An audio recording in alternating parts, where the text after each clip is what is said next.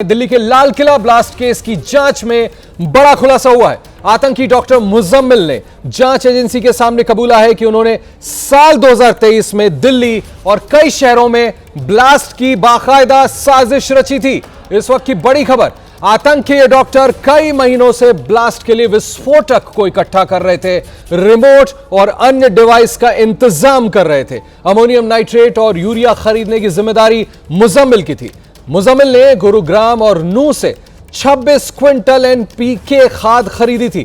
इस खाद को विस्फोटक में तब्दील करने की जिम्मेदारी डॉक्टर उमर मोहम्मद की थी। उमर मोहम्मद को ही विस्फोटक के लिए केमिकल, रिमोट और डिवाइस अरेंज करने की जिम्मेदारी दी गई थी। बड़ा खुलासा कर रहे हैं हम। जांच में फरीदाबाद में डॉक्टर मुजम्मिल शकील गनी के ठिकाने से ऐसे सबूत मिले हैं। अब हम आपको दिल्ली दहलाने उस टेरर लैब में लेकर चलते हैं जहां आतंक के 3 डॉक्टर विस्फोटक बना रहे थे।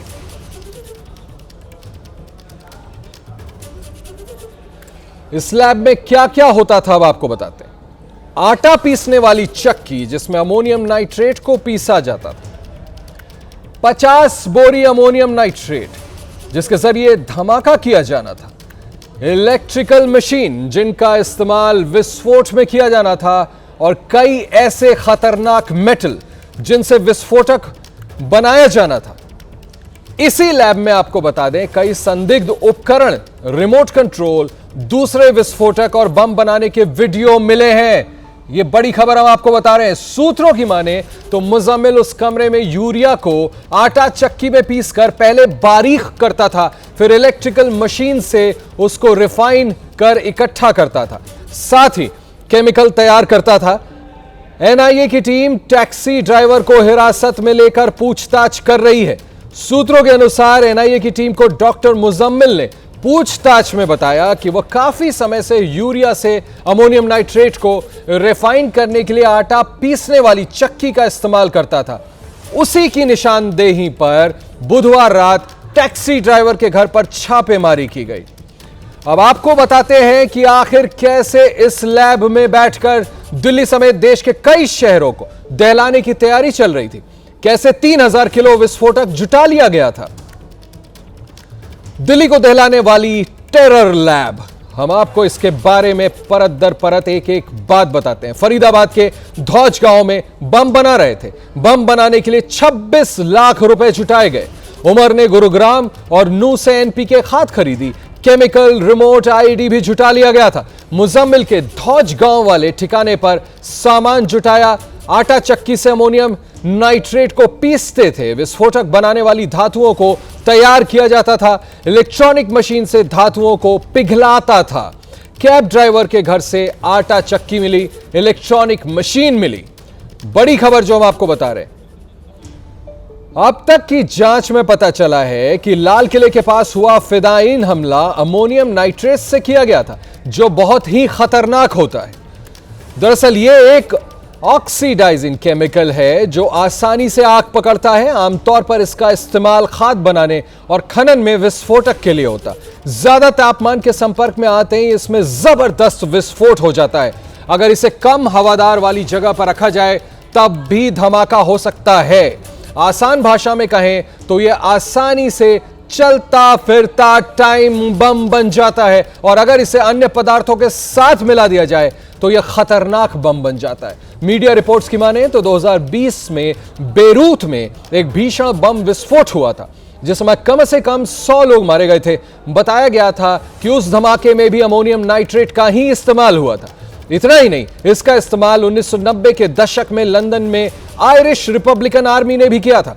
1995 में एक संघीय इमारत को उड़ाया था जिसमें 168 लोग मारे गए थे। 2002 में बाली के नाइट क्लबों में हुए विस्फोटों में भी इस्तेमाल हुआ था जिसमें 200 से ज्यादा लोग मारे गए थे। आप सभी को याद होगा। इसके अलावा अफगानिस्तान में अमेरिकी सैनिकों के खिलाफ इस्तेमाल किए गए कई घरेलू बमों में अमोनियम नाइट्रेट था। हाल ही में नौगाम पुलिस स्टेशन में जो धमाका हुआ वो भी अमोनियम नाइट्रेट से ही हुआ था। मुजम्मिल के ठिकानों से बरामद किए गए विस्फोटक की जांच के वक्त बड़ा धमाका हुआ था जिसमें 9 लोग मारे गए थे। ये एक के बाद एक जो हमने बड़े खुलासे किए हैं, उस पर मेरे साथ बात करने के लिए मेरे सहयोगी सुशील पांडे हैं। सुशील, इतनी बड़ी साजिश, किस तरह से परत दर परत अब बड़े बड़े खुलासे हो रहे हैं, किस तरह से इस आतंकी घटना को अंजाम दिया गया, ये जानकारी जो हमने दी है, इसके बारे में और जरा आप तफसील से बताएं, और क्या आगे की पड़ताल में निकलने की गुंजाइश है? जी देखिए आशीष जी, सीधे तौर पर जिस तरह से एक बड़ी वारदात को जांच एजेंसियों ने समय रहते क्रैकडाउन किया, और जब लाल किले के बाहर ब्लास्ट हुआ और ब्लास्ट के बाद अब जब वाइट कॉलर टेरर फंडिंग का इस पूरा मामला, पूरा जो मॉड्यूल है, उसको लेकर जो नए खुलासे हो रहे हैं, वो वाकई में जिसका आप जिक्र भी कर रहे थे, बेहद चौंकाने वाले हैं। सबसे बड़ी बात है कि सबसे बड़ा हॉटस्पॉट था अल-फलाह यूनिवर्सिटी, जहां पर ये तमाम डॉक्टर्स मिलकर आपस में एक बड़ी साजिश को रच रहे थे। और ये साजिश फिलहाल आज की नहीं है, 2023 से ही ये प्लानिंग कर रहे थे। और तमाम जो डॉक्टर्स हैं, जो पढ़े लिखे हैं, जो आम लोगों के बीच में रहते हैं, उन्होंने इस तरह की बड़ी वारदात को अंजाम देने की कोशिश की। किस तरह से इन्होंने यूरिया खरीदा, उसके बाद अमोनियम नाइट्रेट मिलाने की उसमें कवायद शुरू की, और ये रिसर्च वो करते रहे कि कितना विस्फोटक इसमें मिलाया जाए, इसमें क्या केमिकल मिलाया जाए जिससे इसकी डेंसिटी बहुत ज़्यादा हो और नुकसान बहुत ज़्यादा हो। इसीलिए 3000 किलोग्राम का अमोनियम नाइट्रेट मिलना और उसमें यूरिया का मिलना, ये शक और बहुत ज़्यादा बढ़ाता है कि ये आज 2 से 4 दिन या 2 से 3 महीने की प्लानिंग नहीं थी। ये प्लानिंग लंबे समय से चल रही थी और नुकसान बहुत ज़्यादा करना था। लेकिन समय रहते जांच एजेंसियों ने इस पूरे मामले में कहीं ना कहीं तमाम लोगों की गिरफ्तारी के बाद अब नए खुलासे शुरू कर रही है। अल-फलाह यूनिवर्सिटी के कई ऐसे संदिग्ध हैं जिनसे जांच एजेंसियां लगातार पूछताछ कर रही हैं, और पूछताछ में भी कई खुलासे सामने निकल कर आ रहे हैं, जिनके तार न केवल भारत में बल्कि पाकिस्तान, यानी कि जो सीमा पार बैठे हुए लोग हैं, उनसे जुड़ते हुए नजर आ रहे हैं। और इसी कड़ी में जिस तरह से एनआईए जांच कर रही है, अल-फलाह यूनिवर्सिटी के वाइस चांसलर जो फिलहाल ईडी की कस्टडी में हैं, कई अहम खुलासे भी हुए हैं। जो जानकारी मिल रही है, उस जानकारी के मुताबिक फरीदाबाद पुलिस अल-फलाह यूनिवर्सिटी के साथ साथ आसपास के जितने भी इलाके हैं, जो भी हॉटस्पॉट सेंटर्स हैं, वहां पर सर्च अभियान चला रहे हैं। और संदिग्ध चीज़ों की ही नहीं, सिम कार्ड किसे दिया जाता है, किसे नहीं दिया जाता है, मोबाइल शॉप, ऐसी दुकानें, किराए के मकान पे रहने वाले तमाम लोगों का वेरिफिकेशन ड्राइव भी चलाया जा रहा है कि क्या ये तमाम जो लोग हैं वो उनसे मिले हैं या नहीं। क्योंकि आपको याद होगा आशीष जी, सुशील आप बने रहिए हमारे साथ, एक के बाद एक बड़े बड़े खुलासे कर रहे हैं आप ही के जरिए लोगों तक हम अपनी खबर भी पहुंचा रहे हैं। एबीपी न्यूज पर लगातार बने रहिए। एक और बड़ी खबर आपको बताते हैं, दिल्ली धमाके पर अब तक का सबसे बड़ा खुलासा। अल-फलाह अस्पताल में तैनात एक गार्ड ने किया है खुलासा। इस वक्त की बड़ी खबर, गार्ड ने जांच एजेंसियों के सामने बड़े बड़े खुलासे किए। गार्ड ने जांच एजेंसियों को जो बताया, उसके मुताबिक डॉक्टर उमर यूनिवर्सिटी के टावर 17 के कमरा नंबर 4 में रहता था। डॉक्टर उमर अपने कमरे में पिछले 8 महीने से प्रयोग कर रहा था। पिछले 8 महीने से डॉक्टर उमर हर दिन कुछ केमिकल से प्रयोग करता रहता था। केमिकल की वजह से कमरे में धुआं निकलता था। यह गार्ड ने बताया, केमिकल से जुड़े प्रयोग करने से कमरे से बदबू आती थी। विस्फोटक बनाने के प्रयोग उमर अपने कमरे में किया करता था। डॉक्टर उमर टीएटीपी की विस्फोटक क्षमता बढ़ाना चाहता था, इसलिए वो अपने कमरे में केमिकल से प्रयोग करता था। इस बड़ी खबर पर और ज्यादा जानकारी देने के लिए मेरे साथ मेरे सहयोगी शिवांग जुड़ रहे हैं। शिवांग, ये तो अपने आप में बहुत बड़ा खुलासा है। ये जिस तरह से पूछताछ में गार्ड ने जानकारियां दी हैं, वो खबर तो आप बता रहे हैं, जरा और इसकी आगे की कहानी भी समझाएं।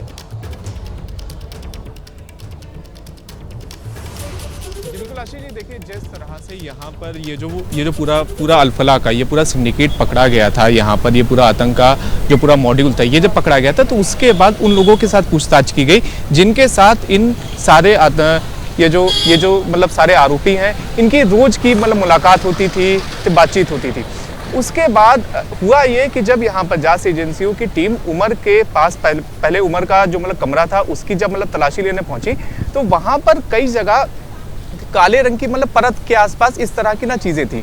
फिर उसके बाद गार्ड को, जो वहां पर जो उस टावर का गार्ड था, उसको को जब बुलाया गया और उसके साथ जब मतलब पूछताछ की गई तो उसने ये बताया कि पिछले 8 महीने से लगातार इस प्रकार की जो पूरी दिनचर्या थी उसे डॉक्टर उमर अंजाम देता था कि वो अपने कमरे के अंदर ही एक्सपेरिमेंट करता था।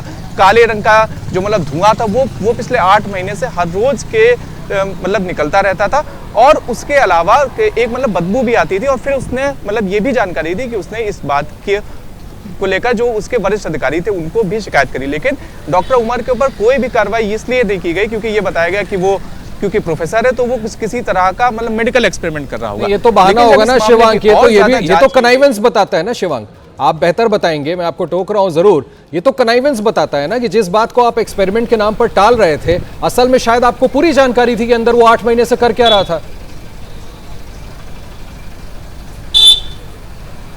जी बिल्कुल आशीष जी, देखिए इस तरह की लगातार जो मतलब शक की मतलब सुई है वो लगातार अल्फला के भी प्रशासन के ऊपर इसीलिए जा रही है कि पिछले 8 महीने से जिस तरह से यहाँ पर लगातार गतिविधियां हो रही थी। अब आपको सोचिए एक ऐसी जगह पर जहाँ पर 2000 से ज़्यादा लोग रहते हैं, लगातार सीसीटीवी है, सब कुछ है, उसके बावजूद इस चीज़ को मतलब छुपाया गया, पर्दा ढका गया। तो ये सभी चीज़ें लगातार एजेंसियों के भी संज्ञान में और इसके ऊपर भी लगातार जांच की जा रही है कि कहीं जानबूझकर तो इसके ऊपर पर्दा नहीं डाला गया। और आशीष जी एक चीज़ और इसमें मतलब बहुत ज़्यादा मतलब कहते हैं दिलचस्प मतलब सामने आई है कि उमर की जिस तरह से हम लोगों ने वीडियो की भी जानकारी सबसे पहले ब्रेक करी थी कि किस तरह से 42 वीडियो मिले थे जिसके तहत ये बताया जा रहा था कि किस तरह से मतलब विस्फोटक बनाना है, किस तरह से विस्फोटक की मतलब क्षमता बढ़ानी है। तो उसमें एक जो पूरा DIY जो पूरा एक मतलब मटेरियल लिखा था कि इन केमिकल्स का यूज करना है, वो सभी केमिकल्स उमर के इस हॉस्टल रूम के अंदर भी मिले थे। तो देखिए एजेंसियों को अब लगातार जिस तरह से मतलब कहते हैं तफ्तीश आगे बढ़ रही है उससे यही बड़ा खुलासा हो रहा है कि उमर का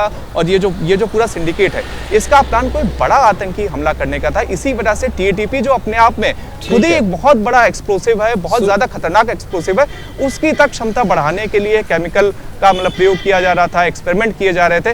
तो ऐसे जाहिर है शिवांग आप बिल्कुल ठीक कह रहे हैं कि ये जरूर विस्फोटक बनाने के इसके 8 महीने का कयास थे जिसकी वजह से इस तरह से बाकायदा स्मोक निकलता दिखता था और किसी ने कुछ किया नहीं। एक के बाद एक शिवांग और सुशील बड़े बड़े खुलासे करते हुए, शिवांग रहिएगा मेरे साथ, आगे की खबर बताता हूं। और अब उसी धौज इलाके से बहुत बड़ी खबर आ रही है, ब्रेकिंग न्यूज, फरीदाबाद के धौज इलाके में पुलिस का सर्च ऑपरेशन जारी है, किराएदारों का वेरिफिकेशन किया जा रहा है।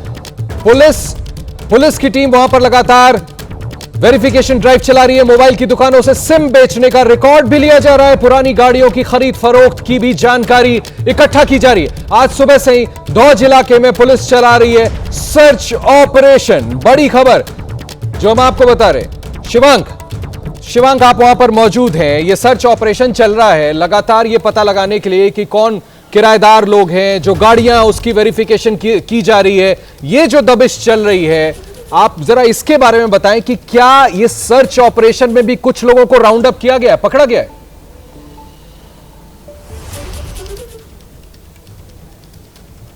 जी बिल्कुल आशीष जी, देखिए अभी तक किसी को भी पकड़ा नहीं गया, लेकिन जिस तरह से हम लोग यही बात कर रहे हैं कि पिछले 10-11 दिनों से जिस तरह से जितनी भी मतलब तफ्तीश आगे बढ़ रही है तो धौज इलाकों की या फिर इसके आसपास में जो लोग रहते हैं उनके लगातार इसमें मतलब नाम सामने आ रहे थे कि या तो किसी ने मतलब मदद करी या तो मतलब आटा चक्की का जो भी आपने अभी एग्जाम्पल लिया था कि किस तरह से आटा चक्की एक पूरी मतलब कहते काम कर रही थी, कैब ड्राइवर पकड़ा गया। तो इसी वजह से लगातार जो आसपास के जो पूरे इलाके वहां पर भी ना सघन चेकिंग की जा रही है कि कहीं कोई ऐसा संदिग्ध व्यक्ति तो मतलब नहीं है जो अभी भी पुलिस के या फिर जांच एजेंसियों के मतलब रडार के मतलब बाहर हो। और उसके अलावा जिस तरह से लगातार ये पूरा बड़ा एक पूरा रैकेट एक्सपोज हुआ था तो उसी वजह से पुलिस भी लगातार अब यही जिस तरह से आप मतलब ये भी देखिए कि किस तरह से पिछले मतलब 2 साल से एक्सप्लोसिव फरीदाबाद के इसी धौज गांव के अंदर रखे हुए थे और पुलिस को मतलब कहते कानो कान खबर नहीं थी। तो इसी वजह से अब लगातार पुलिस भी मतलब कहते मौके के ऊपर पर लगातार सर्च ऑपरेशन कर रही है, कॉम्बिंग अभियान चला रही है ताकि जो गलती उनसे पिछले 2 साल से हुई वो गलती दोबारा रिपीट ना हो पाए और किसी बड़े खतरे को पहले ही मतलब रोका जा सके। तो इसी वजह से आसपास के जो मतलब गांव हैं, जो भी मतलब संदिग्ध स्थान है, वहां पर इस तरह का मतलब चेकिंग अभियान चल रहा है, लोगों के ID कार्ड चेकिंग करे जा रहे हैं और उसके अलावा जो मतलब मोबाइल फोन की जो मतलब शॉप्स है उनसे पूरा डेटा लिया गया है पिछले 1 साल में आखिर उन्होंने कितने लोगों को अपना मतलब सिम कार्ड बेचा और मतलब उनकी जो मतलब ID कार्ड्स वगैरह जो मतलब लिए थे उनकी जानकारी ली जा रही है। जी बिल्कुल ठीक कह रहे हैं शिवांग, आप बने रहिएगा। जिस तरह से पहली गिरफ्तारी हुई थी जैश के पोस्टर्स मिलने के बाद कश्मीर में, अगर उन 10 दिनों में ये दबिश दी गई होती तो शायद ये हमला भी रुक सकता था। बड़े लाजमी सवाल उठाए आपने। आगे बढ़ते हैं आप। शामिल मुफ्ती इरफान अहमद की इंटेरोगेशन रिपोर्ट भी आपको बताते हैं। 9 और 10 नवंबर की रात इरफान अहमद से पूछताछ हुई थी। इरफान ने बताया कि उसकी मुलाकात पढ़ाई के दौरान शोपिया के हाफिज मुजम्मिल से हुई, जो बाद में अंसर गजवातुल हिंद में शामिल हो गया था। बाद में मौलवी इरफान अहमद ने भी AGUH में शामिल होने की दिलचस्पी दिखाई थी। तब हाफिज मुजम्मिल ने इरफान को अंसर गजवातुल हिंद के 3 कमांडर के नाम बताए थे, लेकिन इरफान ने शामिल होने से पहले 2021 में हाफिज एनकाउंटर में मारा गया था। बाद में हाफिज मुजम्मिल का करीबी बताकर डॉक्टर मुजम्मिल ने संपर्क किया। टेलीग्राम पर मुजम्मिल और इरफान अहमद के बीच बातचीत शुरू हुई। एक एक करके हम आपको सारी जानकारियां दे रहे हैं। बाद में हाशिम नाम के AGUH कमांडर के कहने पर शोपिया गया था। शोपिया में मुफ्ती इरफान ने जमीर अहमद नाम के शख्स से मुलाकात की। इरफान अहमद और जमीर ने मिलकर 3 आतंकियों को शोपियां पहुंचाया। 2022 में डॉक्टर मुजम्मिल ने इरफान को डॉक्टर आदिल और डॉक्टर उमर से मिलवाया। AGUH में जाने के बजाय स्थानीय कश्मीरी आतंकी संगठन पर बात हुई। मस्जिद में आतंकी सोच रखने वाले कई लोगों से इरफान की मुलाकात हुई। अक्टूबर 2023 में डॉक्टर आदिल और डॉक्टर उमर मस्जिद में इरफान से मिलने आए। डॉक्टर आदिल और उमर AK-47 लेकर आए थे, बैरल साफ करके चले गए। नवंबर 2023 में डॉक्टर आदिल इरफान के घर आया, साथ में AK-47 भी थी। इरफान के घर डॉक्टर आदिल के साथ मुजम्मिल शाहीन भी साथ आए थे। बड़ी जानकारियां ABP न्यूज पर लगातार आतंक के मौलवी इरफान अहमद की पूरी कुंडली बता रहे हैं हम आपको। 28 साल की उम्र, देवबंदी विचारधारा में विश्वास। 2007 में श्रीनगर के दारुल उलूम मिलालिया से दीनी तालीम की। 2009-2016 तक पिंजूरा शोपिया में मुफ्ती आयूब से पढ़ाई की। 2017-2018 में उत्तर प्रदेश के बहारुल उलूम देवबंद किशनपुर से पढ़ा। 2019-2020 में श्रीनगर के दारुल उलूम कासिमिया से मुफ्ती का कोई गिरफ्तारी के समय नौगाम की मस्जिद में बतौर इमाम काम कर रहा था। हम आपको एक के बाद एक बड़ी जानकारी दे रहे हैं। अब आपको अगली बड़ी खबर बताता हूं। दिल्ली धमाके से जुड़ी इस वक्त की एक और बड़ी खबर आ रही है। अल फलाह यूनिवर्सिटी की जांच में चौंकाने वाला एक और बहुत बड़ा खुलासा। यूनिवर्सिटी के 12 से ज्यादा कर्मचारियों के बयानों में विरोधाभास देखा जा रहा है। पूछताछ में मेल नहीं खा रहे कई कर्मचारियों के बयान। कई डॉक्टर और स्टाफ धमाके के बाद से यूनिवर्सिटी से गायब हो गए। कई लोगों का सोशल मीडिया अकाउंट भी डीएक्टिवेटेड है, जो हम लगातार सुबह से आपको खबर बता रहे हैं। 2 लाख रुपए से ज्यादा वाले कई बैंक खातों की भी जांच की जा रही है। कई डॉक्टर्स और स्टाफ धमाके के बाद से गायब हैं। संदिग्ध हालात में यूनिवर्सिटी से गायब हुए हैं, जो बड़ी खबर हम आपको बता रहे हैं। कई स्टाफ के सोशल मीडिया अकाउंट भी डीएक्टिवेटेड हैं। जिन लोगों से पूछताछ चल रही है, गौर करने वाली बात है कि उनके जो बयान है वो आपस में मेल ही नहीं खा रहे।